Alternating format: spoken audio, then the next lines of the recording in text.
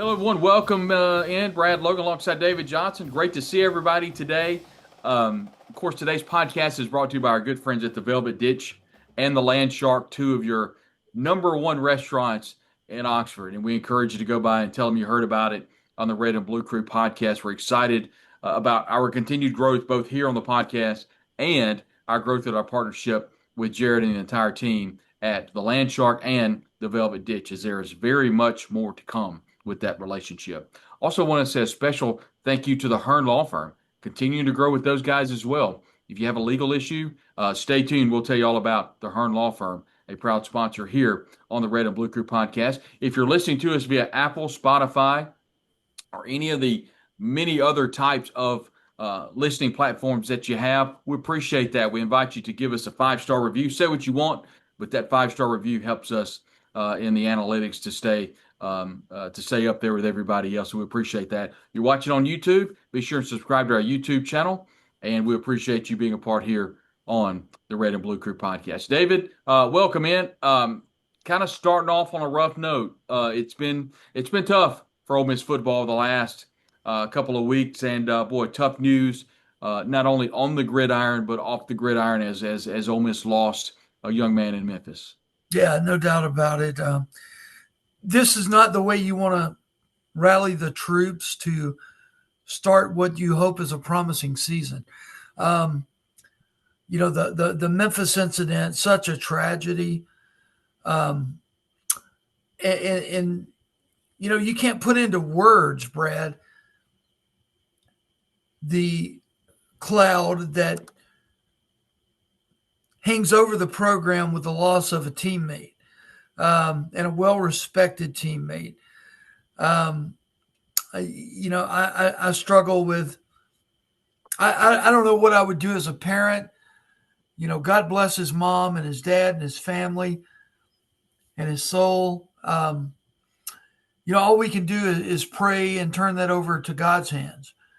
That is a big mountain for Lane Kiffin, his coaching staff, and the Ole Miss football team to overcome. I mean, look, it's not here one day and gone the next. Corey's locker is going to remain empty all year long. His presence is going to be missed. He's been with that program since January, was an early enrollee. And things like this just aren't supposed to happen. And that is something that is going to have to be dealt with in the psyche of this football team. You've seen teams take things like this and use it as a catalyst moving forward that motivates and elevates them. You've also seen things like this that really drag a team down. And it is an obstacle. I do not care what anybody says this close to opening up fall camp. This is an obstacle and a big one in front of the Ole Miss Rebels. And then, you get hit with the news that, to me, the most exciting get from the transfer portal, tight end Luke Haas, could miss the entire season with an ankle injury. And I think that hurts. So not the way you want to start a season with, and I'll remind you, a young and relatively inexperienced quarterback. And Lord knows, if anything were to happen to him, but this can be galvanizing moments, or, they can be, what they have been, destructive moments, and we'll see what happens moving forward, unfortunately. Yeah, Tyler Comas of your network at Inside the Rebels, 247 Sports, posted a story this morning kind of detailing what you guys know at this point. It was also reported on 103.7 The Buzz. A former coach of his said that he had surgery on Friday, but just kind of going through some stuff with that ankle/leg. So we'll monitor that. Now you look at the tight end room. The good news, it's probably one of the deepest rooms on the Ole Miss roster with Daquan Wright, the senior transfer. Trace Bruckler has been getting rave reviews. So definitely we'll have to have some people step up in that room. David, I want to go back to, um, what we opened the show with the loss of the young man due to the gun violence in Memphis. We've been together covering Memphis. We've been together covering Delta State, Ole Miss. You can't really prepare for this. I think the university did a really good job handling this. Obviously, we saw Coach Joyner and his wife both make really passionate posts on social channels. We saw the university with a post. If you're Lane Kiffin, and like I said, you've been through this before. Your son played at Ole Miss. How do you prepare for this? How do you deal with this? And what's the best way to handle this if you're head coach Lane Kiffin? Yeah, you taught life to your team. Um, you taught common sense to your team. Um, and I was talking to my son Eli about this, I guess Sunday night, and there's going to be a tendency by others to point fingers and wag fingers. Why was this kid up in Memphis? So on and so on. The exact words out of my own son's mouth were, Dad, I can't tell you how many times we, meaning him and his teammates, were up in Memphis at a party on the weekend. And he's like, you can't bring these kids to school and treat them like they're in prison. You can't do that. And that's the tendency you want to do. Hey, as a coach, you want to take care of them. But there are just things you can't do. You can't say Saturday night, you better not cross the state line. You can't say that. You can advise and warn, but that when they signed for that scholarship, they didn't sign to be in prison. I mean, kids are going to do what kids are going to do. You did, I did, everybody does. So no blame on this coaching staff. I mean, I don't even want to hear that. There was nothing they could do. There just wasn't anything they could do, Brad. And I don't know. All you can do as a coaching staff, in my opinion, is to set them down and go, look, we love you. We're going to take care of you as long as you're here. And the key word being here, on campus, under our domain. But we cannot control the decisions you make on your free time. And I don't think there's any doubt Corey and some other Ole Miss Rebels made a bad decision about the party that they were going to that night. But that's it. I mean, I don't think you can blur the line between, hey, this is my private time and my free time to exercise my own free will, and this is football time. You can't do that. The old days of Bear Bryant taking them down to Junction City or whatever it was, and the kids sucking their sweat out of their shirts to get hydrated, that's over. Nobody's going to deal with that anymore. There's just you can't control every aspect of your players' lives. You can advise them on how to make wise decisions, counsel them on that, but ultimately in the end, in the few hours they have to themselves, belongs to them. Yeah, I mean, I wouldn't think anybody would blame this staff at all for this. My thoughts were, my question was, how do you deal with your current players when you have to deal with a tragedy like this? And I think just years, and we back to SEC Media Day, we saw a very mature Lane Kiffin. I mean, he opened the not a press conference, but he opened his comments in the big room following Greg Sankey's introduction with how much he I think, for lack of a better word, has grown in Oxford, how much he enjoys Oxford, how much he enjoys his family being in Oxford, how much he's grown, and how much he misses his parents and how much they did for him. We didn't hear that 5 years ago. So I think that has lent to being a much more prepared Lane Kiffin for dealing with a tragedy like this with his team. Yeah, yeah, and I mean, hell, we all grow older, we Yeah. all get wiser. Um, I think you're wiser than you were 5 years ago, and certainly Lane is wiser than he was when he took this job. Um, Oxford's been good for him. I don't see how it could be any better, to be honest with you. His kids are here. Um, Someone shot me a picture of Knox in his Oxford High School uniform the other day. He's here. The daughters are here. I mean, good for Lane. That's good. Um, but getting back to this tragedy, it's just not something you want to go into fall camp having to deal with. But the good Lord has put it upon us. And again, prayers for Corey's family and for him. And, that's all I can say. That's all I can say about that. And then Daquan Wright, get into hyper mode. We hyper mode. We not hyper mode. We're going to need you this year more than ever.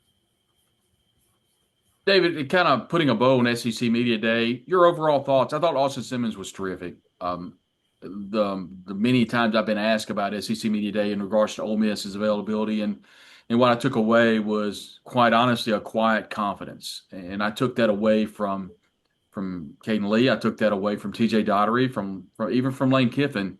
Not boisterous. I thought it was really good. Ole Miss, I thought they said the right things, and I know it's media day and everybody's happy and everybody's undefeated, but things could have been much different. And I was very impressed with all the parties involved. Yeah, I do think Austin is playing chess while the SEC media they're playing checkers. Most of these guys voting where Ole Miss is going to finish and how the season is going to be, peripheral knowledge. It's just like, if you ask me about the Georgia Bulldogs right now, I've got some peripheral knowledge, but I don't know the soul of that team. These national pundits do not know the soul of the Ole Miss Rebels, nor do they know the soul of Austin Simmons. And I'm not saying I do, but I know enough to know that at 19 years old, he's already got his bachelor's degree. I've talked to him several times. The kid's very charismatic without coming off as cocky. He's humble. I think he's a once-in-a-generation type talent. And I've said that before. I picked Ole Miss to finish third in the SEC. And I think that's about right. Behind Texas and LSU. And I'm not saying that Ole Miss could not beat LSU or beat Texas on any given Saturday. But the reason I did that is because I feel like I know what Austin Simmons is bringing to the team, Brad. And I know they rebuilt that wide receivers core. I know the tight end pool is deep, even with the loss of Luke Haas. The running back situation must be better than it was last year. And hopefully they'll cobble together enough up front to get the protection that Simmons needs. Defensively, look, I know who you've got to replace. A whole bunch of NFL draft picks. I don't think this defense is going to be quite as stout up front as it was last year, but it could be stout enough. So, that's where my thoughts are on the Ole Miss Rebels. I didn't see Austin Simmons listed on very many of these preseason magazine, top 25 quarterbacks, so to speak. And I get it. He's really just played one game against Georgia. And that was a drive, very successful one. But I'm gonna say right here now, by the end of the season, by the middle of the season, some of these national talking heads will be throwing Austin Simmons' name into the Heisman conversation. And I know that sounds like a bunch of hot air, but I'm telling you, this kid, I think he's tailor-made for Lane Kiffin's offense. Better made than Matt Corral, better made than Jackson Dart. Austin Simmons is going to be a success story here in Oxford. I was really impressed with Caden Lee, David. I think he could or will. I'll say that. I think he will go down as one of the best to ever play the game in Oxford. And I know Ole Miss is wide receiver U, and I mean, I don't know what his professional career looks like, but I said on this show and didn't know that until Brett Norsworthy told me at SEC Media Day, he being Caden Lee, did not have a drop last year. And he's incredible. And I think more than anything, they have a very good bond, Austin Simmons and Caden Lee. Being able to watch that and seeing what other receivers step up in the names, David. I mean, Deshaun Stribling.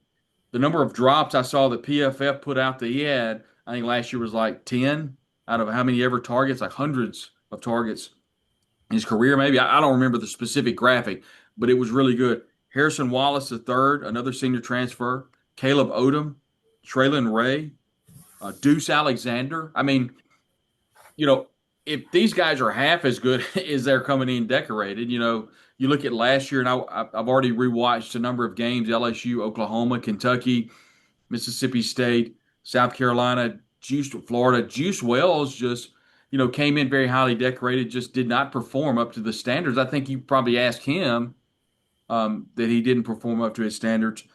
And so you look at this wide receiver room, and there's a lot of talent. And the question is which one of these receivers is going to step up alongside Caden Lee? Because we know he's going to step up. Yeah, and with Caden Lee, I'm going to use a baseball analogy here. And you remember back in the day where, Dale Murphy was hitting cleanup for the Atlanta Braves, and Bob Horner was hitting in the number 5 spot behind him to protect Murphy so that they couldn't pitch around Murphy. Well, you picture Caden Lee as your cleanup hitter in that wide receiver core, and protecting him out there are Stribling, Wallace, the whole gang. And I think you're exactly right. I think Caden Lee is the guy who, is not a breakout year for Ole Miss fans because we know what he can do. But I think he becomes a household name in the SEC this year. And it's because of the protection around him. You can't double team Caden Lee when you've got Stribling and Wallace on the field at the same time. So that's what I'm digging at right there. The receiver core as a whole, they all make each other better. I think 2 names we didn't even mention are freshman Winston Watkins and then Caleb Cunningham. The highly decorated 5-star out of Ackerman, played at Choctaw County. So that wide receiver room is a good one. I want to talk about fall camp as we sit here as we record early on Wednesday, which is what we're being told is going to be the hottest day of the year. Oh my God, really? But we'll say preseason camp. What are some storylines that you're looking for this Ole Miss team? Offense, defense, special teams, coaches. What are a couple of storylines you're going to be paying close attention to as Ole Miss gets ready to ramp up against Georgia State in a couple of weeks? Well, I'll make a prediction right off the bat. Everybody has anointed Austin Simmons as the quarterback. Lane even takes him to SEC Media Days. I think you're going to hear, number one storyline: be prepared for noise around the quarterback position. It's not going to be Lane stepping to the podium every day going, man, Austin's just great. He's doing everything wonderful. He's going to be the starter. I would expect some manufactured controversy around the quarterback position. Um, you know, yeah, you've got other quarterbacks on campus. And Lord forbid, if anything were to happen to Simmons, somebody else is going to have to step up. I think the tone of the pressers, they're going to keep you engaged in the quarterback's room. But I do think it's going to be mostly manufactured. Austin Simmons is the quarterback. You may even go into that first game, Georgia State. You may even see 2 or 3 quarterbacks play in that game. Would not surprise me at all. So I think storyline number one is quarterback battle. Manufactured quarterback battle. And I don't know to what extent, but I think you're going to hear some things coming from Lane that is going to suggest maybe A.J. Maddox is making a move. Maybe the D2 transfer is making a move. You're going to hear Chambliss. Yeah, Chambliss. You're going to hear those type things. Number 2 is, how do they deal with the controversy at hand? Controversy and adversity. The loss of a teammate and the loss of tight end Luke Haas. That both of those, they're not even in the same category. Certainly the loss of Corey's life is the major thing. But then, you got to deal with not having a piece that you thought you were going to have. Number 3 is how Pete Golding puts together this defense. And can he put together something that resembles what he did last year? To me, Brad, those are the 3 storylines just right off the bat. Yeah, I think everybody's going to be paying very close attention to those 3 things. I'll add the running back room, because last year it was such a spark of interest. Because a spark of interest. It was just probably a full blown fire. Yeah, it was bullshit, Brad. Let's be honest. Full blown fire. I mean, we all step back and we still don't know the answers as to why in the hell Ulysses Bentley wasn't being used. I mean, I'm just going to be frank and honest. I mean, touches the ball against LSU, goes 88 yards for a touchdown. Touches it against Georgia, goes 90 yards for a touchdown. Where was he? Where was he? The season changed in Fayetteville. When Henry Parrish Jr. went down, all of a sudden the running back woes began. You had Dominique Thomas. You had Ulysses Bentley. You had, not Trey? I kept calling him Trey Amos. It was Rashad Amos. We started a wide receiver at running back at Florida. And so to me, that's where a lot of people are going to be looking. Looking at that running back room real quick. Logan Diggs, senior transfer out of LSU. We saw him in the Gator Bowl. At one point, he had the knee brace on. Another point, it was off. So he's had plenty of time to try to get better. So we'll have to definitely be looking out for that. Damian Taylor, the redshirt senior transfer, we'll be looking for him. But I think a lot of it's going to be on Kawan Lacey, transfer out of Missouri. Initially committed to Ole Miss, backed off his commitment, signed with Missouri. Now he's back. Shakai Mills-Knight, David, I'd like for you to talk about him. You cover recruiting extensively. Coming in out of the state of Florida, and many times, not every time, but in many times, it's hard for a freshman to get snaps in the very beginning when he steps on an SEC campus. Any chance we see him early? Yeah, I think so. Let me correct you there. Coming in out of the state of Tennessee from the Baylor School up in Chattanooga. I apologize. I keep saying he's out of Florida. Yeah, he is a Canadian. Yeah. Grew up in Canada. Shakai Mills-Knight is, to me, he's got the potential to be like Deuce McAllister. He's got that kind of size. That. He's got that kind of speed. But, he's got to get used to playing SEC football, taking SEC carries. Wouldn't surprise me at all if you don't see him against Georgia State and again in week 1. But I think the future is very bright for him. I really and truly do. I don't know if it's this year, but it could be. It really could be. But Just be patient with Shakai Mills-Knight. He's coming, and he's big enough. He's coming like a freight train. He's a big old boy. He's got explosive speed. And to me, if you're talking about the Ole Miss running backs room, and obviously we are, you take that whole room from top to bottom. If I'm picking out of that room, if I'm picking a team, Shakai Mills-Knight is my number one pick out of that room. He's just young. He's a true freshman, but he would be the first guy I would pick. What's his size, David? 6'1", 235. Yeah, he's bringing it. He's a big boy. Big boy. I'm going to do a second thing that I'm going to be watching very closely in preseason camp. That's going to be the defensive backfield. Had a chance to ask TJ Daugherty what he's most excited about this Ole Miss defense. Obviously, he's excited about the linebacker play, but he said he's excited about seeing Jalen Braxton.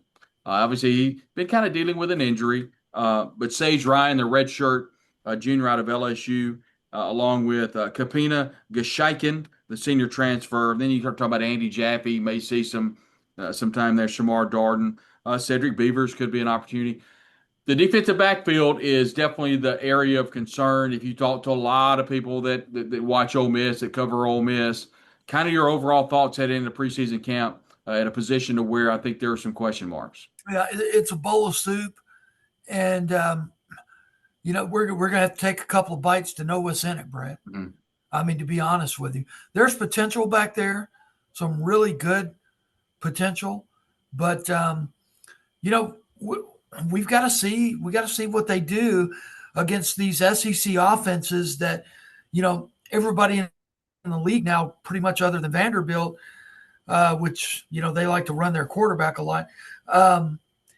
They chunk the football all over the place. So the tests are coming, severe tests are coming. And, I hate to say it like this, but we really won't know what's in that soup until we get a couple of good bites. And you're going to get good bites early because you got to play Kentucky and Arkansas within the first month of the season. So, that's not too far away. We'll know no, something. It's not. And a couple of names I failed to mention, junior transfer Ricky Fletcher, Chris Graves Jr. at cornerback, and then, of course, T.J. Banks, Patrick Broomfield. So all of those names will be in the mix. I thought it was interesting. You talked about Kentucky a moment ago. T.J. Roush, who works for Kentucky Sports Radio, pretty vocal on social channels saying that Kentucky will beat Ole Miss in Lexington. I thought that was quite the limb to go out on. I really think and I don't, this is just the Ole Miss fan coming out in me, but do you remember how bad we whipped Arkansas's ass last year in Fayetteville? It was a pretty substantial. I think that's what Ole Miss is going to put on Kentucky and Lexington this year. And look, I go back to that game, and all credit to Stoops. Okay, he had a good game plan. He coached Lane's drawers off of him that day. Okay, Kentucky kept the ball away from the offense. They beat Ole Miss, limited Ole Miss's chances, and beat them. Flat out beat them. Yeah, and really, I put that L on the Ole Miss game planning for that week because Kentucky certainly outdid them there. That will not happen this year. It will not happen this year, and I just really think Ole Miss will set the tone and set it early in Lexington. I would beg to disagree with the Radiohead. If Kentucky beats Ole Miss this year in Lexington, Ole Miss had probably 4 turnovers and gave up a punt return for a touchdown. Which could happen. Yeah, things are going to have to go south for Ole Miss to lose that one. I can assure you game planning will not be a part of that. But, yeah, we'll talk more as I know a lot of people kind of shy away from depth charts and where particular players play. We kind of lean into that because we enjoy talking about the roster, recruiting. Let me ask you this, Brad. Now, we all know the Kentucky game and likely the Florida game. Those 2 losses last year, Ole Miss stumbled, fumbled, bumbled their way out of the college football playoffs. And you can circle the Kentucky game and circle the Florida game. What game would you circle this year? as the one you cannot lose and go to the college football playoffs. And I think we talked about this earlier. Look, Oklahoma game aside, we both think they have to win in Norman to get to the college football playoffs. Who's the team they can't lose to that they could? Who's that team? There are 3 games they have to win. I really can't pinpoint it to one. Kentucky, Florida, and South Carolina. I think they beat Arkansas handily. The games obviously are Georgia, Oklahoma, and LSU. A combination of those 3, they need to win one of those, and I think they're 10-2. And I think that's what gets you in the college football playoff. Got a little over a minute left, David. Want to tell everybody about our sponsor and how much we're grateful for the Velvet Ditch and the Landshark. They've been great partners of ours. They're our talent presenting sponsor here on the Red and Blue Crew podcast. Also, the Hearn Law Firm. Thankful for the Hearn Law Firm. You'll hear more about them here in just a moment. Any type of legal issue that you have, be sure and give John Hearn a call. He will help you today. Once again, if you're listening on Apple, Spotify, or any other downloadable platforms, thank you for that. Please leave us a review. Leave us a 5-star review and say what you want. We really appreciate that. And of course, you're watching us on YouTube and the other social channels. Thank you for that. And please leave a review and subscribe to us so you'll get a notification every time that we go live and we have a podcast for you. For David Johnson, I'm Brad Logan. We'll talk to you soon right here on the Red and Blue Crew podcast. Howdy, everybody.